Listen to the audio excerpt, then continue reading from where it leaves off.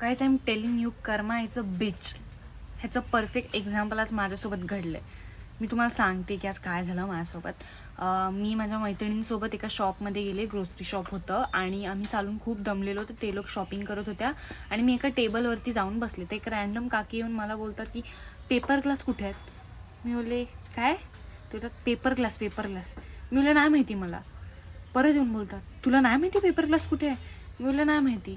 त्यांना असं वाटलं मी त्या दुकानात काम करते आणि नंतर मला एवढं वियर्ड वाटलं. मी तिकडून उठून गेले आणि नंतर काकी येऊन बोलतात सॉरी मला वाटलं की तू तिकडे काम करतेस.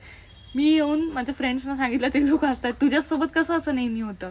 मी माझा फिट एकदा बघितला. मी एक रॅन्डम कुर्ती घातलेली. कर्मा का बोलली ही सांगायची वेळ. तर 2 वर्षापूर्वी मी एका रॅन्डम शूजच्या शॉपमध्ये गेले होते. ते काका एका मुलीला बोलतात हा शूज बरोबर होतोय. नाही नसेल होतं दुसरा दाखवायला.